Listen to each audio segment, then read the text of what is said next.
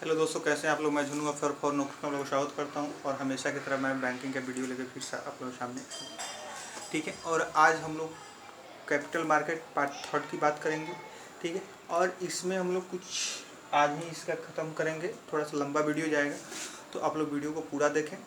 ठीक है, एक एक मिनट दो मिनट देखने से कुछ नहीं होगा। जब तक पूरा नहीं देखिएगा तब तक कुछ भी आपको हासिल नहीं होगा। ठीक है, और वीडियो अच्छा लग रहा है तो शेयर भी किया करें। ठीक है, और हाँ, कल शेयर करने की बात पे कल मोदी जी ने कहा है कि लोकल के लिए वोकल बनिए। ठीक है, तो मैं मोतिहारी से हूँ या बेतिया से हूँ या कहीं से भी हूँ। ठीक है, तो दोनों चंपारण के ही अगर मेरे फ्रेंड्स या जो भी स्टूडेंट्स हैं अगर शेयर करते हैं तो मेरे लिए बहुत होगा। ठीक है, तो आप लोग शेयर भी किया करें। ठीक है, जो भी भला बुरा है। चलिए बात करते हैं। आज स्टॉक एक्सचेंज इन इंडिया आज का टॉपिक है कि भारत में स्टॉक एक्सचेंज कैसे आया। आप लोग सुनते हुइएगा।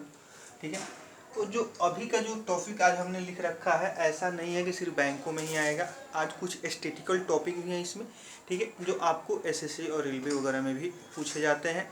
उसके बाद लास्ट में हम लोग कुछ सम फैक्ट्स की बात करेंगे कि सम फैक्ट्स, ठीक है, कुछ तथ्य की बात करेंगे जो आपको कैपिटल मार्केट में यूज किया जाता है। ठीक है, चलिए अब बात करते हैं कि बीएसई का नाम आप लोग सुने होइएगा। भारत में सबसे पहले हम बात करेंगे कि भारत में स्टॉक एक्सचेंज जो आया वो नाम अभी जो है उसका बीएसई है। ठीक है, तो क्या शुरू में भी इसको बीएसई कहा जाता था, यानी बॉम्बे स्टॉक एक्सचेंज?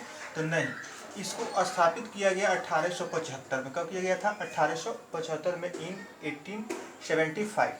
ठीक है, और उस समय उसका नाम था the native shares and broker association.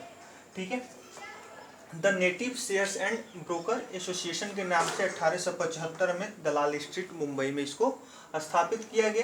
ठीक है, इसके बाद इसको oldest stock exchange in Asia, यह एशिया का सबसे पुराना स्टॉक एक्सचेंज है, भारत का जो स्टॉक एक्सचेंज है। ठीक है, इट गॉट रिकॉग्निशन इन 1956 और इसको 1956 में जाके रिकॉग्नाइज किया गया और बीएसई नाम दे दिया गया, यानी कि बॉम्बे स्टॉक एक्सचेंज नाम दे दिया गया। ठीक है, तो यहाँ से आपका और क्वेश्चन बनेगा कि बॉम्बे स्टॉक एक्सचेंज की स्थापना कब हुई थी? तो 1875 में हुई थी। किस नाम से हुई थी? तो the native shares and broker association के नाम से हुई थी। ठीक है, यह एशिया का सबसे पुराना स्टॉक एक्सचेंज है। या ऐसे भी आपको रेलवे वगैरह के एग्जाम में पूछ लिया जाता है कि एशिया का सबसे पुराना स्टॉक एक्सचेंज, तो बॉम्बे स्टॉक एक्सचेंज याद रखिएगा। ठीक है, कब इसको रिकॉग्नाइज किया गया? तो 1956 में इसको रिकॉग्नाइज किया गया। इसके बाद ये हो गया बीएसई से। इसका एक इंडेक्स है सेंसेक्स। ठीक है, एक इंडेक्स है सेंसेक्स। इसी को आप लोग सुनते हुइएगा कि सेंसेक्स में आज इतना उछाल देखा गया या इतना कमी देखा गया। ठीक है, तो सेंसेक्स क्या है भाई? तो इसको सेंसेटिव इंडेक्स कहा जाता है। ठीक है, सेंसेक्स को सेंसेटिव इंडेक्स कहा जाता है। It is a index of BSE, यह बीएसई का यानी कि बॉम्बे स्टॉक एक्सचेंज का इंडेक्स है। ठीक है, इट्स एस्टेब्लिश्ड ऑन कौन 1987 टू 88, यानी कि 87-88 में इसकी स्थापना हुई थी और 30 कंपनी जो है रजिस्टर्ड अंडर दिस इंडेक्स, और 30 कंपनियों का ही रजिस्ट्रेशन इस इंडेक्स में किया गया है। ठीक है, तो सेंसेक्स का क्या हो गया कि यह बीएसई का एक इंडेक्स है जिसकी स्थापना 1987-88 में की गई थी। इसमें 30 कंपनियां रजिस्टर्ड है। ठीक है, बैंक एग्जाम में यहाँ से क्वेश्चन पूछे जाते हैं कि सेंसेक्स में कितनी कंपनियां क्या हैं? रजिस्टर्ड हैं। तो आप लोग याद रखिएगा, सेंसेक्स में 30 कंपनियां रजिस्टर्ड है, 30 कंपनीज रजिस्टर्ड है। ठीक है, इसको सेंसेटिव इंडेक्स कहा जाता है यह। ठीक है, चलिए अब बात करते हैं कि बीएसई का नेक्स्ट इंडेक्स है बीएसई 200 और डॉलक्स। ठीक है, बीएसई 200 और डॉलक्स इन 1998, यानी कि 1998 में इसकी स्थापना हुई थी। 200 कंपनी जो है रजिस्टर्ड अंडर दिस इंडेक्स, और इस बीएसई 200 में 200 कंपनियां रजिस्टर्ड हैं। ठीक है, अब यहाँ एक वर्ड आएगा कि डॉलक्स क्या है। इन्हीं 200 कंपनियों का सेलिंग परचेजिंग जब डॉलर में किया जाता है, ठीक है, तो वो आपको डॉलक्स होता है। ठीक है, क्या होता है? डॉलक्स होता है। नेक्स्ट बात करेंगे बैंकेक्स, यानी कि इसकी स्थापना हुई थी 15 जून 2003 में। कब हुई थी? 15 जून 2003 को। यह इंडेक्स जो है बैंकेक्स जो है बीएसई के ही अंदर आता है और इसमें सिर्फ बैंकों को शामिल किया गया है। ठीक है, इसमें सिर्फ बैंकों के ही शेयर्स सेल परचेज किए जाते हैं। चलिए ठीक है, एक और चीज आता है ग्रीनएक्स।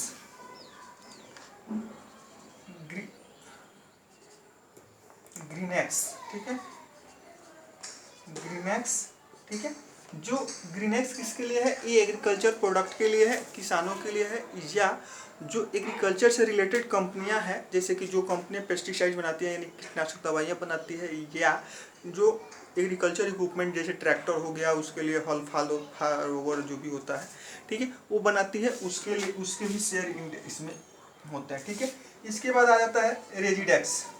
ठीक है, तो रेजिडेक्स जो है, ध्यान से समझ लीजिएगा रेजिडेक्स को, ये हाउसिंग सोसाइटीज के लिए, यानी कि जो भी कंपनी वगैरह जो है क्या करती हैं, फ्लैट वगैरह बना के बेचती हैं, उनका जो शेयर्स वगैरह बिकता है तो वो रेजिडेक्स में बिकता है। ठीक है, यानी कि बैंकों के लिए बैंकेक्स, खेती के लिए ग्रीनएक्स और रेसिडेंशियल सोसाइटीज के लिए रेजिडेक्स। ठीक है, अब बात करते हैं तो यहाँ अब सोचिए कि 30 कंपनी पूरे भारत में अगर रजिस्टर्ड है तो यह तो सबसे बड़ी बड़ी कंपनी होगी। तो छोटी कंपनियों के लिए कौन है?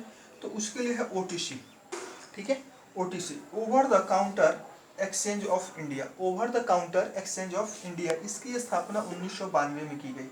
1992 में की गई फॉर ए स्मॉल कंपनी, यानी कि छोटी कंपनियों के लिए। ठीक है, तो कभी कभी आपके एग्जाम में पूछा जाता है ओटीसी का फुल फॉर्म क्या है। ठीक है, ओटीसी का फुल फॉर्म क्या है? तो over the counter exchange of India. ठीक है, इसका फुल फॉर्म होता है, इसकी स्थापना 1992 में हुई थी फॉर स्मॉल कंपनी, यानी कि छोटे कंपनियों के लिए। ठीक है, अब छोटी कंपनी की बात आएगी तो छोटी कंपनी हम कहाँ से कहाँ तक कितना कैपिटल या टर्नओवर होगा तो उस कंपनी को हम छोटी कंपनी मानेंगे। तो याद रखिएगा 30 लाख से, ठीक है, 25 करोड़ तक, यानी कि किसी भी कंपनी का अगर टर्नओवर 30 लाख से ज़्यादा और 25 करोड़ से कम है तो वो ओटीसी के अंदर अपना शेयर सेल परचेज कर पाएंगे। ठीक है, अब बात करते हैं कि एनएससी क्या होता है। एनएससी यानी कि नेशनल स्टॉक एक्सचेंज क्या होता है। ठीक है, 1990 में 89-90 में, ठीक है, शेयर मार्केट में बहुत बड़ा क्या हुआ था, फर्जीवाड़ा हुआ था। ठीक है, बहुत बड़ा घोटाला हुआ था। तो उसी समय 1991 में क्या हुआ कि Firwani committee recommended to establish NSC, और 1991 में एक कंपनी ने कमेटी ने, फिरवानी कमेटी ने रिकमेंड किया कि एक नेशनल स्टॉक एक्सचेंज भी बनाना चाहिए। एक तो पहले से है ही, ठीक है, एक और बनाना चाहिए, जिससे क्या हो, थोड़ा सा कंपटीशन रहेगा तो इस तरह की फर्जीवाड़ा वगैरह होने से डर कम रहेगा। ठीक है, इस तरह का फर्जीवाड़ा वगैरह नहीं होगा। ठीक है, तो अब यहाँ 1991 में क्या की, एनएससी बनाने का प्रस्ताव पेश हुआ, और 1992 में भारत सरकार ने किसको, आईडीबीआई को, ठीक है, आईडीबीआई को ये अथॉरिटी दे दिया कि भाई मेरे आप क्या करें, एनएससी बना दे। ठीक है, तो एनएससी बना कब, 1992 में। कमेटी कब बना था, 1991 में। किस कमेटी, कौन सी कमेटी बनी थी, तो फिरवानी कमेटी बनी थी। ठीक है, नाम याद रखिएगा इसको। अब बात करते हैं कि इसके इंडेक्स कौन है, एसएंडपी स्टैंडर्ड एंड पुअर कहा जाता है, CNX, Nifty are index of NSC. ये सब क्या है, एनएससी के इंडेक्स हैं। ठीक है, तो ये सब इंडेक्स के बारे में तो नहीं पूछा जाता है, बट कभी कभी बैंकों के एग्जाम में, बैंक्स के एग्जाम में पूछ लिया जाता है कि निफ्टी में, निफ्टी सूचकांक में, निफ्टी इंडेक्स में कितनी कंपनियां रजिस्टर्ड हैं। तो याद रखिएगा निफ्टी में 50, यानी कि निफ्टी में 50, सेंसेक्स में 30। ठीक है, अब हम लोग कुछ बात करेंगे कि शेयर मार्केट में कुछ वर्ड यूज होते हैं, ठीक है, जिसको हम लोग यहाँ पर डिस्कस करेंगे आगे। ठीक है, bull, bear, demat account, bridge loan, insider trading, venture fund, angel fund. ठीक है, वेंचर फंड, एंजल फंड।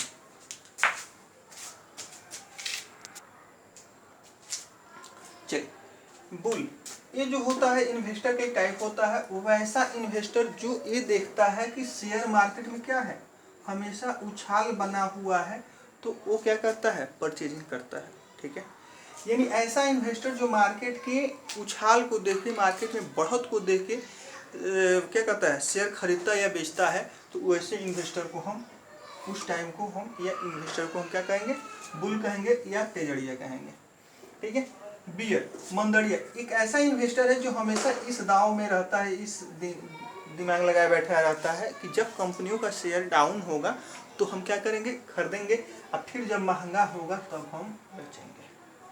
ठीक है, तो यानी कि वैसा इन्वेस्टर जो मंदी का इंतजार करे कि कंपनियों का शेयर क्या हो, जब डाउन होगा तो हम खरीदेंगे, फिर कभी ना कभी तो बढ़ेगा तो उस समय हम बेचेंगे।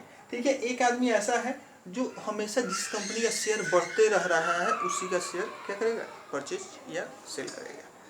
ठीक है, अब बात करते हैं, अब सीधी सी बात है कि आपको अगर शेयर मार्केट में शेयर खरीदना है या बेचना है, ठीक है, तो क्या सीधे आप खरीद सकते हैं? तो नहीं, इसके लिए आपको ब्रोकर के साथ मिलना होगा, उसके बाद आप खरीद पाइएगा।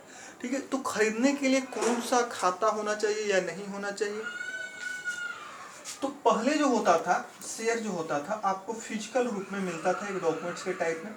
ठीक है, और यह डॉक्यूमेंट्स बॉम्बे से यहाँ आने में बहुत टाइम लगता था, यहाँ से फिर बॉम्बे भेजने में बहुत टाइम लगता था। ठीक है, तो इसी टाइम को कम करने के लिए, ये जो बीच का गैप है जो कम करने के लिए क्या किया गया, स्टैंडर्ड फॉर्म कर दिया गया और डिजिटली शेयर सेल परचेज होने लगा।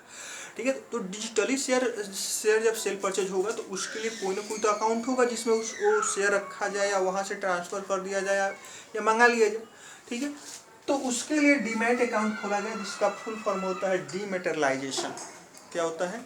डीमेटेरियलाइजेशन। ठीक है, जो एक ऐसा अकाउंट होता है जिसमें कैश न रख के शेयर रखा जाता है डिजिटली रूप में। तो यहाँ आप याद रखिएगा कि डीमैट अकाउंट क्या है, तो एक ऐसा अकाउंट जिसमें डिजिटल रूप में शेयर रखे जाते हैं, कैश नहीं। अब बात आएगी कि अगर हम शेयर को सेल कर दिए तो उससे जो हमको पैसा है वो पैसा कहाँ जाएगा, तो इसके साथ आपका एक करेंट अकाउंट भी ऐड होता है। ठीक है, वो करेंट अकाउंट में आपका पैसा वहाँ से चला जाएगा, फिर वहाँ से आप लिंक करके आप फिर ज़्यादा खरीद सकते हैं। ठीक है, अब बात करते हैं ब्रिज लोन। ठीक है, तो याद रखिएगा कि ब्रिज लोन दो गैप को फिल करने के लिए क्या होता है, ब्रिज बनाया जाता है। ठीक है, तो वैसे ही गैप को फिल करने के लिए जो लोन लिया जाता है वो ब्रिज लोन होता है। जैसे कि हम एग्जाम्पल में, जैसे कि मान लीजिए कंपनी ने शेयर जारी किया और शेयर मार्केट में गया, वहाँ सेल हुआ, वहाँ से सेल होने के बाद जो बीच का गैप है, टाइम है, ठीक है, इस समय तो कंपनी का प्रोडक्शन रुका हुआ है। ठीक है, तो इस प्रोडक्शन को न रोकने के लिए, इस प्रोडक्शन को मैंने चालू रखने के लिए, इसमें जो गैप का शेयर जारी हुआ, मार्केट गया, मार्केट से कैश आएगा, शेयर सेल होगा तो। ठीक है, इस बीच का जो गैप है इसको फिल करने के लिए कंपनी क्या करती है, बैंक से लोन ले लेती है। ठीक है, यानी कि बैंक से लोन लेती है, उसी लोन को हम लोग ब्रिज लोन कहते हैं। ठीक है, ये नहीं समझिएगा कि कहीं ओवर ब्रिज बनाने के लिए जो लोन लिया जाता है उसको ब्रिज लोन कहा जाता है, ऐसा नहीं है। ठीक है, शेयर जारी होने और बिक्री होने के बीच के समय को फिल करने के लिए जो बैंकों द्वारा, कंपनियों द्वारा बैंकों से लोन लिया जाता है उसी को ब्रिज लोन कहा जाता है। ठीक है, अब बात करते हैं इनसाइडर ट्रेडिंग। ठीक है, इनसाइडर ट्रेडिंग एक बहुत ही बड़ा फ्रॉड है। ठीक है, और इलीगल है। ठीक है, इसमें अगर पकड़े जाते हैं आप तो आपको कारावास और फाइन दोनों होता है। ठीक है, यह क्या होता है, तो इनसाइडर ट्रेडिंग एक ऐसी फैसिलिटी है या एक ऐसी व्यवस्था जो क्या है, इलीगल है। इसमें कंपनी के बड़े आला अधिकारी क्या करते हैं, इन्वेस्टर के साथ या ब्रोकर के साथ मिलके कंपनी की ग्रुप जानकारियाँ देते हैं कि कंपनी में प्रॉफिट हो रहा है, इसके शेयर महंगे बिकेंगे। ठीक है, तो आप इसमें इन्वेस्ट करो। कंपनी निगेटिव में जा रही है यानी कि कंपनी को नुकसान हो रहा है, ठीक है, तो इसके शेयर जो होंगे कम, क्या कहते हैं, डाउनफॉल में जाएंगे, यानी कि इसके निगेटिव इम्पैक्ट पड़ेगा, इस शेयर कम में बिकेंगे, तो इसमें क्या करो, इसमें इन्वेस्ट मत करो। यानी कहने का मतलब ये कंपनी की डिपार्टमेंटल जानकारी को लीक करके और इन्वेस्टर को फ़ायदा पहुंचाने के प्रोसेस को हम इनसाइडर ट्रेडिंग कहते हैं। ठीक है, उसके बदले में उनको क्या मिलता है, कुछ कमीशन वगैरह मिल जाता है। ठीक है, अब बात करते हैं वेंचर फंड और एंजल फंड। ठीक है, यह 18 और 16 में आपको SBI PO एग्जाम में पूछा गया है। ठीक है, 18 और 16 में आपको SBI PO में पूछा गया है।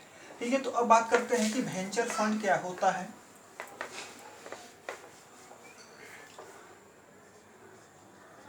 एक ऐसा फंड, ठीक है, मान लीजिए कि A और B है। A के पास कंपनी बनाने का आइडिया है और B के पास क्या है, मनी है। ठीक है, A के पास कंपनी का आइडिया है और बी के पास मनी है। तो अब ए बी के पास जाएगा, रहने दीजिए इसको, कल हम लोग टॉपिक कल के लिए मैं छोड़ देता हूँ आप लोग के लिए, ठीक है। कल के लिए अगर venture fund, angel fund, ADR, GDR और आईडीआर, एक कल हम लोग चर्चा करेंगे। 5 टॉपिक रहेगा, ठीक है। लंबा वीडियो देने से कोई फ़ायदा नहीं है। आप लोग को अगर वीडियो अच्छा लगा तो अपने दोस्तों में शेयर कर दें, ठीक है। अगर जिसको समझ में आता है IDR, ADR, GDR, venture fund, ठीक है, तो इसके लिए आप लोग कमेंट बॉक्स में आंसर करेंगे पूरा, ठीक है। चलिए, लोकल के लिए वोकल बनिए और ज़्यादा से ज़्यादा शेयर कीजिए, ठीक है। ये चंपारण किसान की बात है। चलिए, गुड नाइट।